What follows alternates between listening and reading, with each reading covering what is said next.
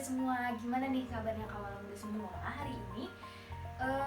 Semoga kawalan muda semua dalam keadaan sehat ya. Aku akan menemani kalian hingga 15 menit ke depan. Tapi aku nggak sendiri nih, aku bersama Kania. Hai. Halo, hai. Oke. Di mana lagi kalau bukan di Caza Music Podcast dalam program Me Time, Music Time, di mana aku akan memberikan informasi-informasi menarik ya, hanya di Caza Music Podcast dalam program Me Time, Music Time. Diingatkan kembali nih untuk kawalan muda semua, aku bakal nemenin kawalan muda lagi 15 menit ke depan nih. Di edisi pada Sabtu siang hari ini 12 Desember 2020. Siang ini kawalan muda semua lagi pada ngapain sih? Jangan lupa pada ini ya. Kalau lagi berkegiatan, kalian jangan lupa terus memakai masker dan ikuti protokol dari pemerintah ya. Oke, kita langsung aja nih ya ngobrol dengan Kania nih. Asik. Jadi kalau ngomongin tentang musik di radio ini, pertama aku bakal ngasih tahu dulu manfaat dari memberi musik di dalam radio atau saat menjalankan siaran ya. Yang pertama ini ada melipat gandakan kebahagiaan. Jadi aku baca dari survei di The Media and the Mood of the Nation mengatakan kalau orang yang mendengarkan radio itu akan terlihat lebih bahagia daripada orang yang menggunakan komputer atau misalkan menonton televisi gitu. Bahkan radio ini pun dapat meningkatkan kebahagiaan hingga 3 kali lipat. Jadi karena mungkin penyiar dan pendengar pun lebih terkoneksi kayak gitu ya. Jadi lebih kerasa untuk ngobrolnya dan meningkatkan kebahagiaan. Lebih dekat gitu ya. Iya. Dan yang kedua ini adalah mencegah pembajakan. Karena kan sangat marak ya kalau di dunia media itu pembajakan tuh pasti selalu terjadi kan. Nah, karena saat mendengarkan radio ini setidaknya kita dapat menurunkan angka si pembajakan itu, terutama khususnya lagu sih ya. Jadi salah satu cara juga untuk kita mengapresiasi karya dari musisi-musisi favorit kita. Nah, ketika kita menikmati hanya dengan indera telinga itu, bukan indera yang lainnya ya. Otak kita juga dituntut untuk menangkap informasi dengan memahami suara atau musik yang disiarkan oleh radio. Yang terakhir ini, yang ketiga, kalian tidak akan merasa pernah kesepian. Last but not least, kemudahan mengakses radio dimanapun, kapanpun, itu sangat mudah ya. Kalau kita lagi beraktivitas pun, kita bisa sambil mendengarkan radio gitu. Jadi membuat kita selalu merasa ditemani oleh radio kesayangan kita. Gitu sih menurut aku kalau manfaat dari memberi musik di dalam radio atau saat menjalankan siaran radio. Oke. Ya nih, betul banget kawan muda. Ternyata banyak ya manfaat dari mendengarkan radio yang bahkan tidak pernah kita sadari. Aku juga pernah baca artikel gitu, manfaat dari mendengarkan musik itu di dalam radio atau saat menjalankan siaran radio. Ya betul banget dengan apa yang Kania kasih informasi tadi, apalagi dengan mencegah pembajakan musik ya, musik betul. ya. Oke, Kania nih, kan dengan manfaat mendengarkan radio tadi, musik juga berpengaruh ya, apalagi untuk memancing pendengar biar lebih tertarik lagi gitu kan dengan radionya. Betul. Atau membranding musik agar masyarakat yang mendengar itu tertarik dengan radio itu. Dan dengan apa yang tadi Kania bicarakan sebelumnya, menurut Kania nih, gimana sih caranya memancing pendengar atau membranding musik agar masyarakat yang mendengar itu tertarik dengan radionya? Oke, Zalel, aku bakal jawab. Musik kan merupakan salah satu gaya hidup sehari-hari ya. Kita bisa bersih-bersih rumah sambil mendengarkan musik, kita bisa datang ke konser untuk menikmati musik dan sebagainya. Jadi hampir setiap orang pun mendengarkan musik lewat berbagai cara terkait hal itu. Lumrah apabila radio menjadikan musik sebagai konten utama.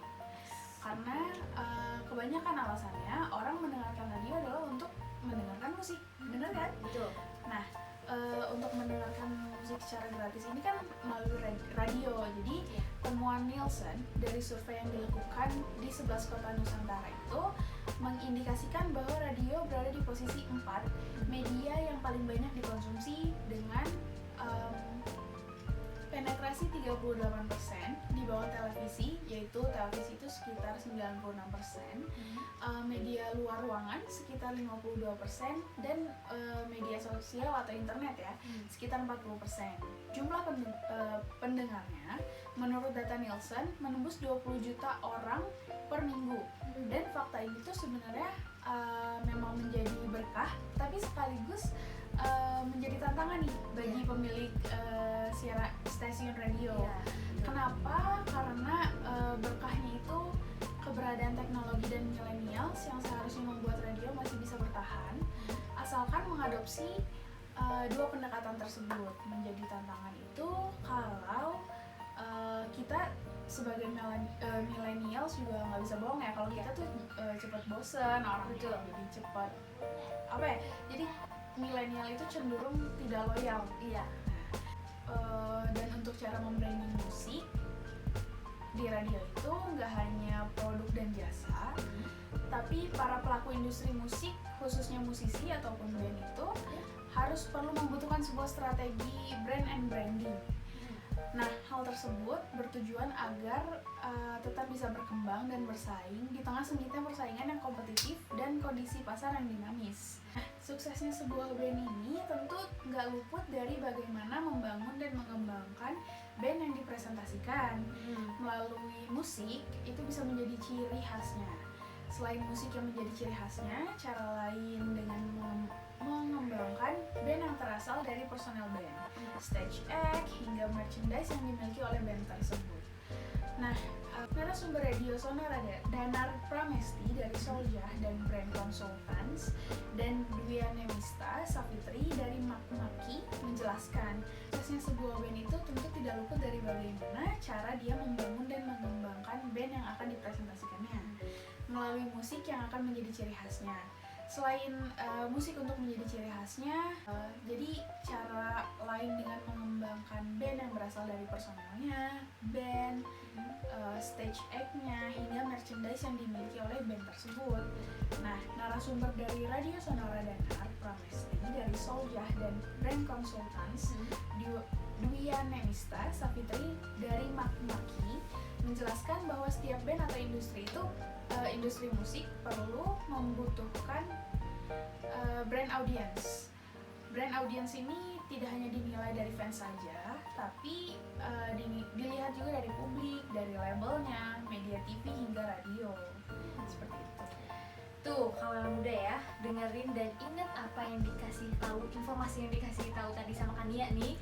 Nah, seiring berjalannya waktu, pengumuman musik sebagai sarana branding telah berkembang menjadi strategi efektif ya. Sekarang penggunaan musik sudah tidak seperti dulu lagi, bahwa musik semata-mata digunakan sebagai jingle iklan atau hanya untuk mengingatkan awareness dari sebuah brand tertentu. Karena sekarang penggunaannya lebih bervariasi ya dan terintegrasi dengan strategi branding. Oke nih Kania, pertanyaan yang kedua nih. Ini juga pertanyaan kedua ini sebagai pertanyaan terakhir ya. Gimana sih teknik memberi musik dalam penyiaran dan musik yang bagaimana sih yang cocok juga nih buat memberi musik gitu dalam penyiaran, maksudnya gitu kan, serta caranya meriset radio ini. Kalau teknik itu menurut pendapat aku ya, kalau muda seorang musisi atau sedang membangun image untuk menjadi seorang musisi, entah solois atau memiliki grup musik, mungkin salah satu cara terbaik untuk mengenalkan musik kalian kepada dunia adalah dengan membuat lagu yang diputar di radio. Bahkan lagu yang diputar di stasiun radio kecil pun memiliki dapat menjadi sebuah batu lompatan gitu. Even itu kaula-kaula muda ini mulainya dari radio kampus misalkan, itu bisa menjadi batu loncatan untuk lebih kalian tuh bisa dikenal luas oleh masyarakat. Nah, mengirim hasil karya sendiri mungkin terdengar sulit ya. Namun jangan khawatir, kaula muda dapat membaca detail cara mengirim musik ke sebuah stasiun di radio, di artikel-artikel yang beredar gitu kan. Sekarang internet juga banyak dipergunakan oleh masyarakat luas ya. Radio internet ini juga tempat yang cocok bagi para penyanyi independen untuk mengunggah musik. Untuk musik yang cocok ya, menurut aku sih tentuin dulu dari si opsi radio kalian sih. Kan radio itu ada berbagai macam ya. Ada yang radio misalkan yang khusus dangdut, atau radio yang kaula muda banget nih, anak muda banget nih, atau radio yang genre pop, jazz ya. Radio juga banyak genrenya kayak gitu. Betul.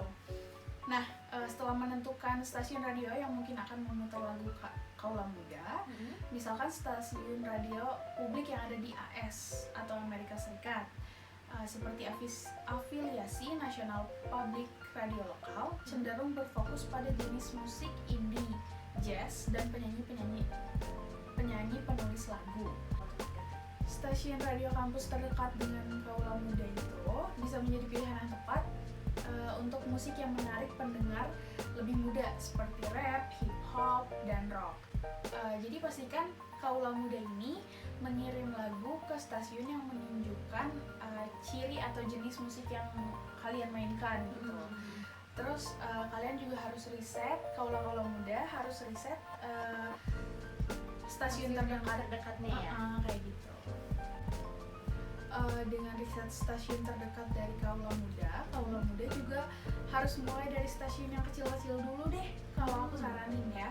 Terutama kalau kaula muda belum menandatangani kontrak dari label rekaman tentunya. Stasiun radio kampus itu sangat cocok untuk opsi yang masih orang-orang yang masih baru mulai merintis gitu. Iya. Karena hal ini radio kampus ini cenderung terbuka dalam memutar musik baru dan kurang mainstream ya disebutnya. Radio musik kampus pun cenderung kurang dimotivasi oleh iklan dan bisnis daripada radio komersial, sehingga kesempatan agar lagu kaula muda bisa diputar itu akan jauh lebih besar. Tapi stasiun radio komersial mungkin juga tertarik pada musik yang Anda buat gitu, musik yang kaula muda buat. Terutama kalau kaula muda sering manggung di tempat-tempat lokal. Jadi karena kan radio komersial itu juga melihat potensi, wah ini lagu kayaknya bakalan hits nih, walaupun mungkin penyanyinya belum terlalu dikenal sama masyarakat luas. Jadi kaula muda juga harus periksa di situs-situs web stasiun radio di daerah kaula muda kayak gitu. Langkah ketiga ini adalah pertimbangkan radio alternatif. Radio internet tuh mungkin emang masih baru ya kalau di kita sekarang ini, tapi cukup potensial untuk para pendatang. Seperti kaula muda yang ingin menjadi musisi itu sangat berpotensi karena banyak stasiun radio di internet yang bahkan menyarankan kiriman lagu daripada musisi yang baru kayak gitu. Nih, radio alternatif ya. Betul. Langkah keempat itu kita harus belajar terkoneksi dengan orang-orang yang ada di lingkungan advertising ya. Karena banyak DJ dan stasiun radio yang sudah memiliki akun media sosial. Jadi kita bisa terkoneksi lewat situ. Terus kita juga mungkin bisa mengikuti mereka di beberapa platform seperti Twitter, Facebook, Instagram, dan platform lainnya. Dan sering kunjungi blog dan daftar lagu mereka. Kesempatan menyesuaikan kiriman Anda atau kaula muda yang akan lebih tinggi jika kaula muda tahu kepada siapa kaula muda mengirim. Jadi betul, kalau misalkan kaula muda misalnya saya nih sebagai musisi baru punya link ke Zalel sebagai produser musik di salah satu radio komersial. Bahkan cara itu akan lebih membantu kita untuk mengenalkan hasil karya kita kepada masyarakat luas. Langkah kelima ini dan yang mungkin yang terakhir ya dari aku itu baca pedoman yang tersedia dengan seksama. Kalau misalkan kita akan mengirim lagu kita baca dulu nih apa yang harus kita lakukan sebagai musisi baru untuk mengirim lagu ke radio-radio. Ini. Pedoman kiriman musik untuk setiap stasiun itu pasti akan bervariasi. Tergantung kemana Kaula Muda akan mengirim musik Anda.